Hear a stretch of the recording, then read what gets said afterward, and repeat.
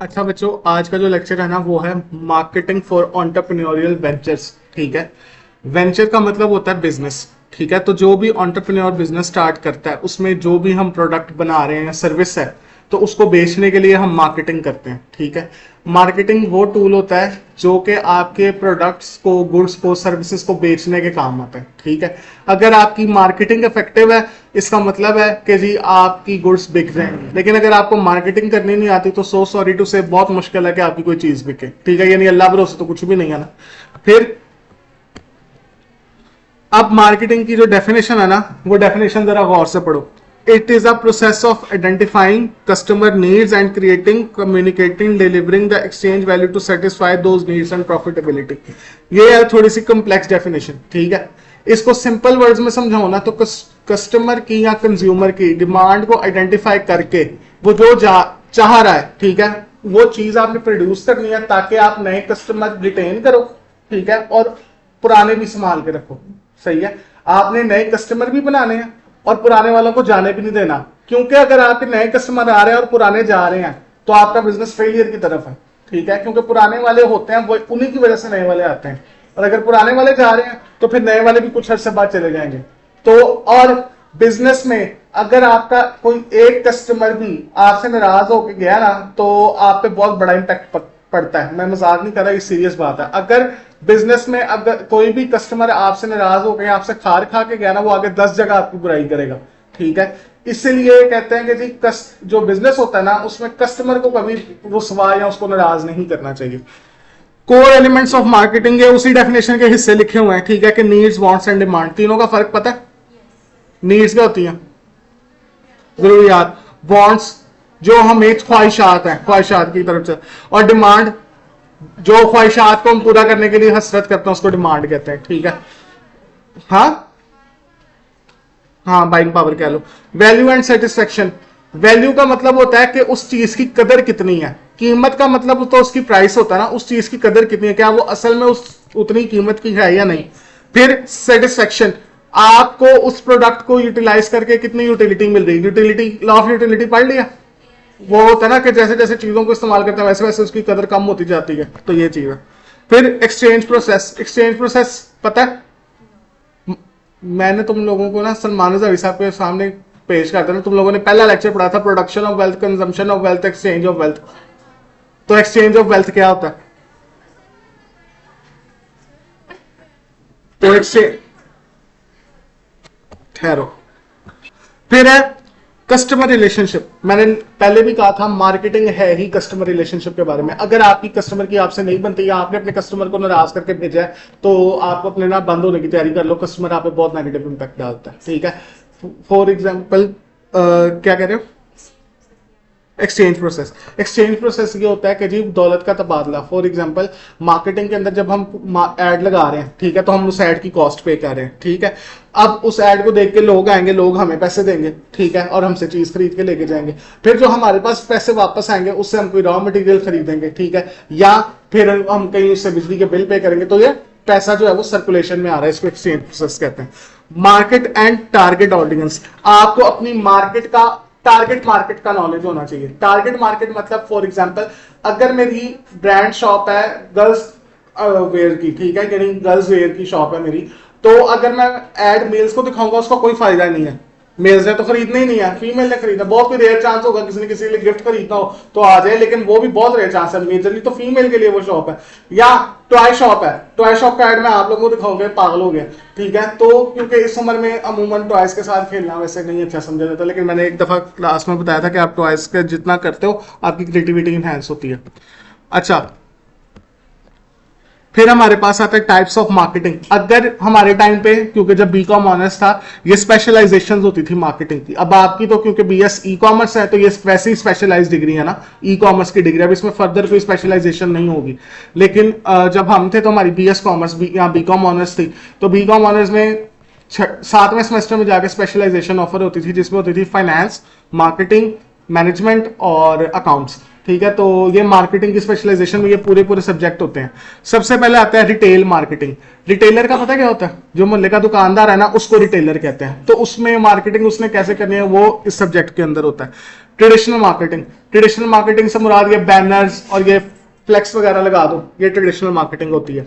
Service marketing मतलब जो किसी सर्विस बिजनेस की मार्केटिंग हो, गैंगो, उबर, पीआईए, ठीक है। फिर सोशल मीडिया मार्केटिंग, ये तो सबको ही पता है, अक्सर यूट्यूब पे देखते देखते ऐड आ जाता है, इंस्टाग्राम पे भी, टिकटॉक पे भी, वो सोशल मीडिया मार्केटिंग है, ठीक है। और फिर आता है इंटरनेशनल मार्केटिंग मतलब कि आपका बिजनेस बहुत ही हाई लेवल का है, उसकी मार्केटिंग। फॉर एग्जांपल केएफसी का जहां भी बने सारे देख लेंगे, ठीक है, सारे खा भी सकते हैं।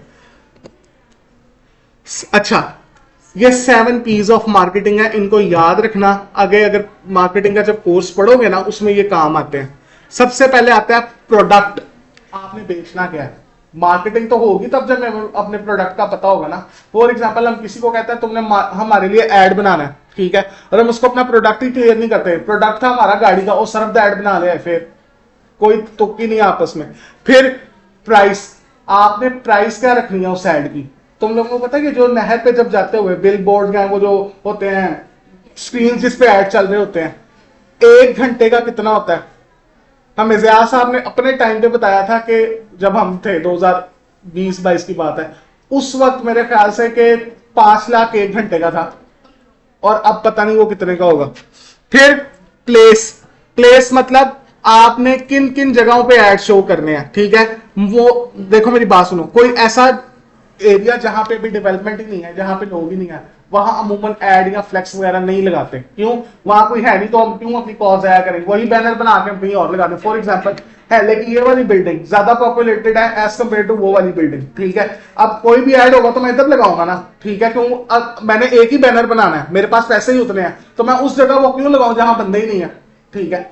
फिर प्रमोशन का मतलब होता है उस ऐड को प्रमोट कैसे करना है।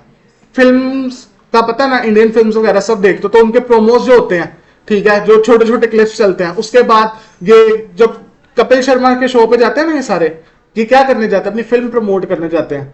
उधर उनका इंटरव्यू नहीं हो रहा था, वो बेसिकली फिल्म के बारे में तो वो 1-2 सवाल फिल्म के पूछता, बाकी उनका इंटरव्यू कर लेता, ये भी प्रमोशन है।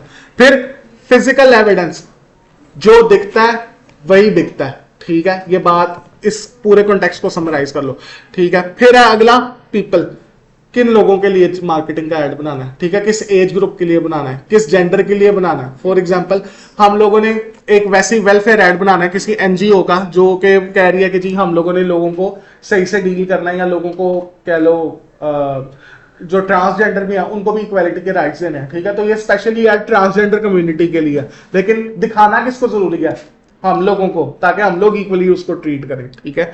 फिर प्रोसेस का मतलब है कि आपने इन सारे प्रोसेस जो भी मार्केटिंग है उसको एफिशिएंटली मैनेज कैसे करना है। चैलेंजेस ऑफ मार्केटिंग, सबसे पहला लिमिटेड बजट। मैंने अभी वो 5 लाख वाली बताई है ना, हमारे पास है ही 2 लाख, हम क्या करें, ठीक है। इसके लिए ये करें कि टिकटॉक पे वो अक्सर आता है कि जी टिकटॉक पे फॉलोअर्स बढ़ाने के लिए 1000 रुपया दें और आपके फॉलोअर बढ़ जाएंगे, ठीक है। उस तरह का कोई काम कर लो, वो ऐड वहां से भी लगवा सकते हैं। लैक ऑफ ब्रांड रिकॉग्निशन, आपका ब्रांड इतना अवेयर ही नहीं है, लोगों को इतना पता ही नहीं है, ठीक है।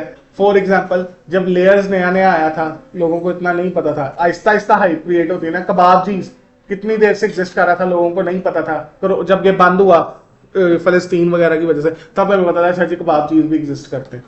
फिर स्ट्रॉन्ग कंपटीशन, हो सकता है उस इंडस्ट्री में पहले ही इतने लोग बैठे हो जितना हम लोग अफोर्ड ही नहीं कर सकते, उस इंडस्ट्री में जाना ही हमारे फायदे में ना हो। मतलब आप ऐड लगा, अच्छा मुझे एक बात बताओ, टीवी पे ऐड देखते हैं ना, ये न्यूज चैनल में, अभी तो सारी देख रहे होगे, ये जब रमजान की वो 10, 9, 8 साल चल रहा होता है और ऐड आ रहे होते हैं बीच में। मुझे एक बात सोच के बताना, सबसे जो फर्स्ट ऐड आता है उसकी कीमत ज्यादा होती है, जो सबसे एंड पे आता है उसकी कीमत ज्यादा होती है एंड की, क्योंकि हमारी मेमोरी बहुत लो है, तो एंड पे देखा हुआ ज्यादा याद रह जाता है। कमर्शियल वालों का ये ज़हन होता है, ठीक है, और वैसे याद रह भी जाता है, फर्स्ट वाला नहीं जाता। फिर लिमिटेड मार्केट नॉलेज, आपको मार्केट का इल्म ही नहीं है। फॉर एग्जांपल वही वाली वो शराब और सुअर वाली बात जो मैंने पहले बताई हुई है कि जी अगर मुझे पता ही नहीं है कि पाकिस्तान में शराब नहीं बिक सकती और मैं यहाँ शराब का अड्डा खोल लूँ तो क्या चलेगा। फिर कस्टमर ट्रस्ट इशू, कस्टमर का आप पे ट्रस्ट नहीं है। दराज में ऑनलाइन शॉपिंग है ना, सबसे मेजर क्या होता है, एक दो होंगे जो कहते हैं ठीक है आप पार्सल ओपन कर लें, तसल्ली करें और फिर पेमेंट करें, वरना ज्यादा क्या होता है पार्सल ओपन नहीं करने देते। इसी वजह से लोगों का द्रास पे ट्रस्ट नहीं है, क्योंकि वो पेमेंट करके जब पार्सल खोलते हैं अंदर कुछ और होता है। ठीक है, फिर रैपिड टेक्नोलॉजिकल चेंज, हो सकता है कि अब आपकी मशीनरी या आपका काम ही बहुत पुराना हो गया हो, अब लोग दोबारा वो कढ़ाइयों, वो जो हाथ से कढ़ाई या बुनाई करते हैं उस तरफ आए हैं। लेकिन आपको पता है जब मशीनें आई थी तो ये काम बिल्कुल ही ठप हो गया था, पहले इस काम का बहुत पैसा होता था। और ठहरो, अच्छा मार्केटिंग क्यों सबसे ज्यादा क्रिटिकल प्रोसेस है स्टार्टअप्स के लिए? स्टार्टअप में और इस्टेब्लिश बिजनेस में फर्क होता है। स्टार्टअप होते हैं जो अभी अभी स्टार्ट हुए हैं, ठीक है, और इस्टेब्लिश जो कि मार्केट में फैल चुके हैं। सबसे पहले अपने ब्रांड को लोगों को बताना होता है, हमें पता ही नहीं होता लोगों को क्या बताएं, हमें खुद को नहीं पता। ठीक है, आपको पता है कि जो वन लाइन टैग्स होते हैं हर ब्रांड का, अगर कोई यूनिक होता है ना तो वो जेन में छप जाता है। फॉर एग्जांपल सबने सुना होगा जहां ममता वहां डालडा, डालडा की लाइन सुनी है, डॉलर्स डॉलर्स रिलायबल है। ठीक है, इस तरह की जो एक एक स्लोगन होता है ना, ये आपको जेन में रह जाता है, वो भी बहुत काम होता है। हमें अपने ब्रांड का नहीं पता हम स्लोगन क्या बनाएंगे। फिर attracts first customers. First customers वो होते हैं जो कि पहले पोटेंशियल कस्टमर, तो याद रखो मैंने पहले भी बताया था, ये इससे रिलेटेड इंपॉर्टेंट एमसीक्यूज है कि जी कस्टमर और कंज्यूमर में क्या फर्क होता है। कस्टमर वो होता है कि फॉर एग्जांपल आपने जाके चीज खरीदी है तो आप कस्टमर हो, लेकिन जो उसको इस्तेमाल कर रहा है वो कंज्यूमर है। एग्जांपल के तौर पे अब्बा जी पूरे महीने का राशन लेके आते हैं, वो कस्टमर है, लेकिन इस्तेमाल सारे करते हैं तो वो सारे कंज्यूमर होंगे। ठीक है, फिर अट्रैक्ट फर्स्ट कस्टमर में यहां में मतलब यह था कि जो एक होता है एक्चुअल कस्टमर जो अभी हो, और एक होता है पोटेंशियल। पोटेंशियल मतलब कि अभी चांस है कि ये बन जाएगा कस्टमर, उस जो चांस है ना उसको यकीन में बदलना है, उस कस्टमर को अपने पास लेके आना है। कभी ये देखा है कि वो जो अगर 6 कुल्फी वाले हैं आमने सामने बैठे हैं, सबकी बिकती है, क्यों? क्योंकि वो प्राइस का कंपटीशन कम करने को कहते हैं। ठीक है, वो एक ने अगर 60 की लगाई है वो 55 की लगा देगा, उसने 55 की लगाई वो 45 की लगा देगा। लेकिन अगर आप सेम लेन के अंदर कोई डिफरेंट दुकान खोलोगे ना, वो नहीं बिकेगी। फॉर एग्जांपल अब एक जगह है, एरिया है जहां पे हॉस्पिटल है और आसपास फार्मेसी की दुकान है, और वहां पे कोई जूते वाला या कपड़े वाला जाके बैठ जाए, उसी कपड़े से उसका गला दबा देंगे कि इधर हम अपनी टेंशन में लगे, क्योंकि उस एरिया में जाएगा वही जिसको टेंशन है, मतलब जो हॉस्पिटल में आया वो कपड़े खरीदने थोड़ी वहां जाएगा। ठीक है, फिर create competitive advantage. Competitive advantage का मतलब होता है, मैंने लास्ट टाइम भी बताया था, ऐसी प्लस पॉइंट या ऐसी वो खुफिया ताकत जो सिर्फ आपके पास है, आपके राइवल के पास नहीं है। ठीक है, बेब्लेड देखा होगा किसी ने? बेब्लेड कार्टून नहीं देखा? जिसने देखा हुआ ना उसको याद होगा, बेब्लेड के अंदर ना एक स्पेशल मूव टाइप कुछ होता था। हर बेब्लेड की अपनी एक स्पेशल मूव होती थी और वो दूसरे के पास नहीं होती थी। ठीक है, वो एज समझ लो कंपेटिटिव एडवांटेज, यानी कोई भी ऐसा प्लस पॉइंट जो सिर्फ आपके पास है बाकी किसी के पास नहीं है। एग्जांपल के तौर पे केएफसी का टेस्ट, केएफसी की जिस मर्जी ब्रांच में चले जाओ केएफसी का टेस्ट आपको सेम मिलेगा, क्वालिटी भी सेम मिलेगी। ठीक है, आपको कभी भी ठंडा खाना नहीं आएगा। ठीक है, आपका स्टाफ वेल मैनर्ड होगा, ये सारे उसके कंपेटिटिव एज है। फिर ड्राइवर्स ऑफ रेवेन्यू ग्रोथ, आपको पता होना चाहिए कि आपकी रेवेन्यू किस पे टिकी हुई है। फॉर एग्जांपल हो सकता है कि कहीं प्रोडक्शन बहुत अच्छी हो रही हो, ठीक है, उसके मेजर कैटेगरी ही प्रोडक्शन की हो और सकता है कि कोई हो जिसकी सेल्स बहुत अच्छी हो सकता है जिसकी क्वालिटी अच्छी हो सकता है जिसका स्टाफ अच्छा हो। ठीक है, अब ये डिपेंड करता है कि आपने किस पे इन्वेस्ट करना है। ठीक है, आपने किस चीज की मार्केटिंग करनी है। फॉर एग्जाम्पल तुम लोगों ने शायद कभी ये जो लाहौर ब्रोस्ट वगैरह के ऐड देखे होंगे, उसमें कई की ऐड में आता है वेल मैनर्ड स्टाफ। ठीक है, वो भी एक अपने आप को दिखाने की कोशिश करते हैं, ये हमारा प्लस पॉइंट है। ठीक है, सॉरी,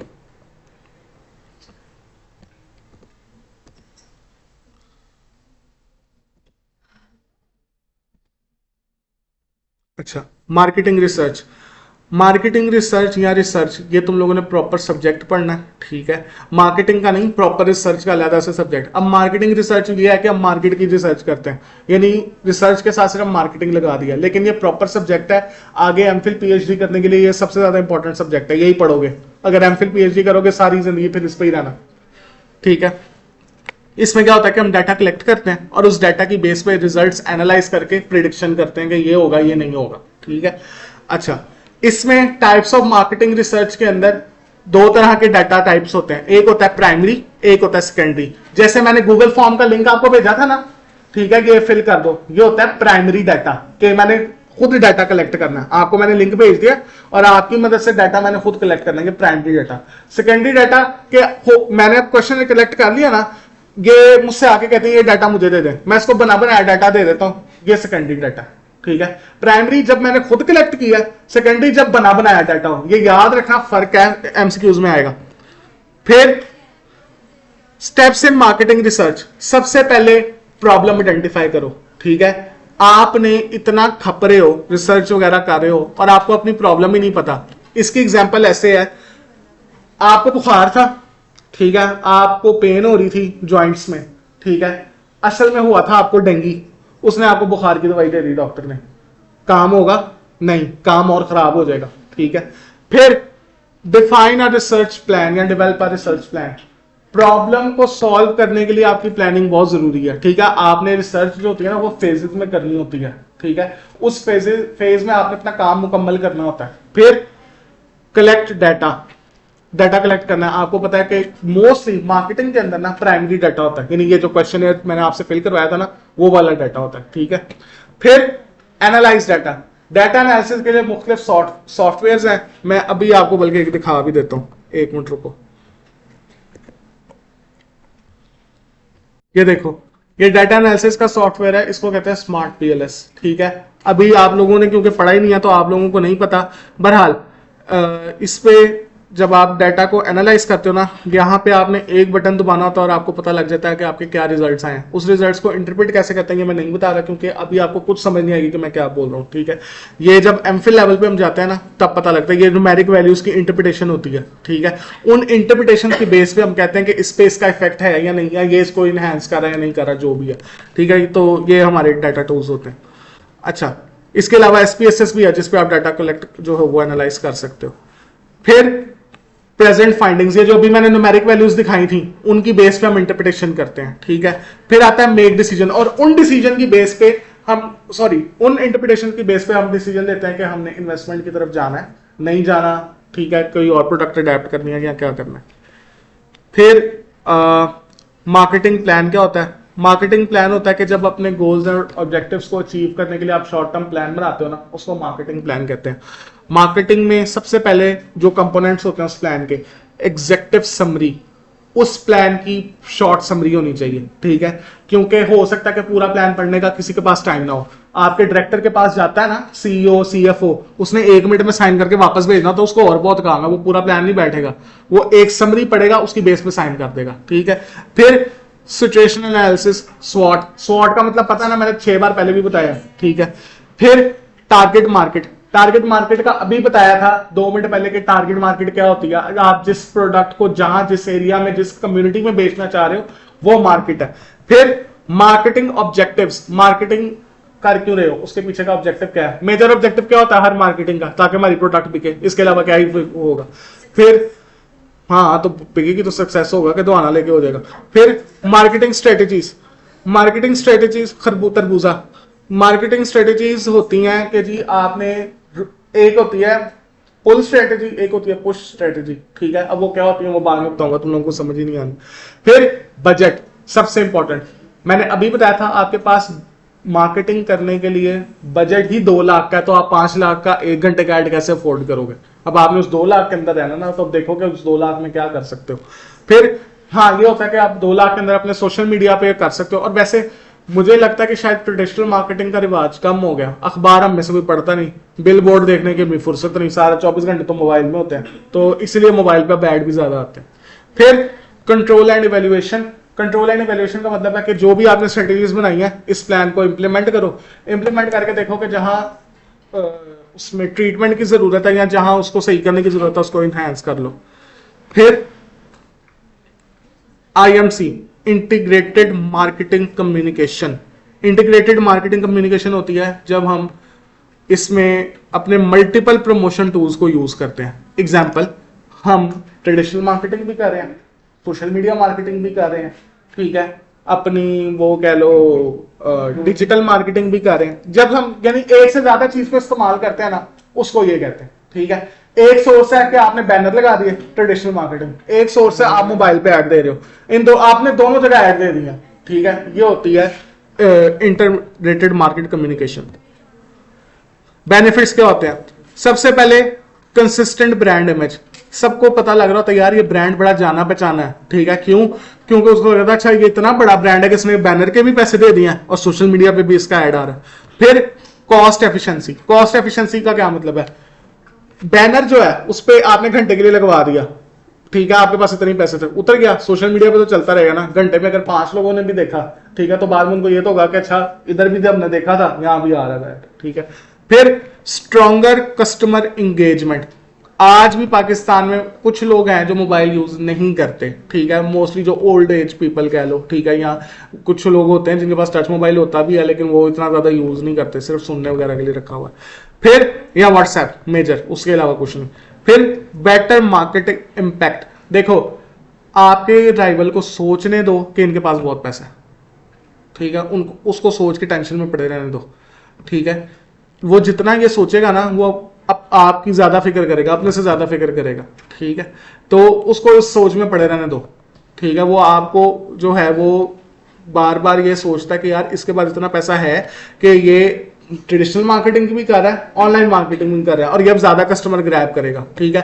फिर आपको दिखाने के लिए वो और काम करेगा, ठीक है, और आप उससे बचने के लिए अपना काम दोबारा सीधा करोगे, ठीक है। तो मार्केट में अच्छा कंपटीशन होगा ना, फेयर कंपटीशन होगा। अगर मार्केट में फेयर कंपटीशन ना हो और एक ही बंदे की मोनोपोली हो तो फिर वो हाल होगा जो वापडा ने पाकिस्तान का किया, ठीक है।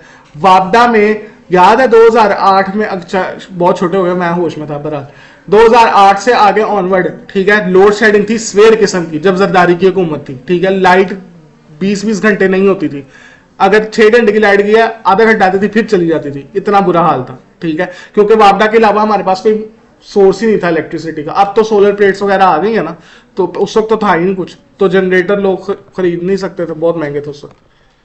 अच्छा, ये आखिरी 2 स्लाइड है। Importance of pricing, price adjust करना या प्रोडक्ट की सही प्राइस लगाना क्यों जरूरी है? इसलिए क्योंकि ये आपकी प्रॉफिटेबिलिटी को सबसे ज्यादा इफेक्ट करता है। सबसे पहली चीज, जो भी कोई प्रोडक्ट को देखता है वो सबसे पहले क्वालिटी नहीं देखता, उसका टैग पड़ता है कितने पैसे का, क्वालिटी तो बाद की बात है, पहले वो उसकी प्राइस देखता है, ठीक है। फॉर एग्जाम्पल, आपको पता है कि लेयर्स का केक अच्छा है क्योंकि अब आपने खा लिया, ठीक है, लेकिन अगर आप फर्स्ट टाइम लेयर्स जा रहे हो और लेयर्स में जाते साथ आपने केक देखा 2500 रुपए का, आप लोग कहोगे दिमाग खराब है, हम गोल में से 1000 रुपए का ले लेते हैं, ठीक है। फिर इन्फ्लुएंस डिमांड, आपकी डिमांड को सबसे ज्यादा कौन इन्फ्लुएंस करता है? डिमांड पढ़ लिया इकोनॉमिक्स में? चलो मैं पढ़ा देता हूं, सर रजा भी दोबारा पढ़ा ही देंगे। जैसे जैसे प्राइस बढ़ती है वैसे वैसे डिमांड कम होती है, ये लॉ ऑफ डिमांड है, ये तो जनरल बात है ना, इसमें तो कोई मुश्किल नहीं है। जैसे जैसे चीजें महंगी होंगी उसको लोग खरीदना बंद कर देंगे, ठीक है। अभी फॉर एग्जांपल जब पेट्रोल महंगा हुआ था तो सबने इलेक्ट्रिक स्कूटीज वगैरह खरीदी है ना, या मेट्रो पे आना जाना शुरू कर दिया, तो वो क्या है? यही है, लॉ ऑफ डिमांड ही है। फिर impacts brand positioning, brand positioning के मार्केट में उस ब्रांड की इमेज को स्ट्रॉन्ग करता है, ठीक है। कॉमन प्राइसिंग स्ट्रेटजीज कौन सी होती हैं? सबसे पहले कॉस्ट बेस्ड प्राइसिंग, अपनी कॉस्ट को मद्देनजर रखते हुए प्राइस हो, ठीक है। फॉर एग्जांपल, आपकी प्राइस आपने रखी है प्रोडक्ट की 10 रुपए, लेकिन उसको बनाने का खर्चा ही 9 रुपए है, तो आपके पास क्या बचा? ठीक है। फिर value based pricing, value based pricing का मतलब कि क्या उस चीज की उतनी कीमत है, मतलब उस वैल्यू की है। आप सल्लल्लाहु अलैहि वसल्लम के सहाबिया अशरा मुबशरा में से हैं, ठीक है। नाम मुझे मैं भूल रहा हूं, मैंने पहले भी वाकया बताया हुआ कि जब उनकी वफात हुई थी ना, उनकी जो विरासत में सोना था, हल कुदाल मारते हैं ना हल के अंदर, ठीक है, उस कुदाल से काटा गया था, उनके पास इतना सोना था, ठीक है। और वो उनके तिजारत के 2-3 असूल थे। पहला, कभी उधार पे माल खरीदा नहीं और ना कभी बेचा।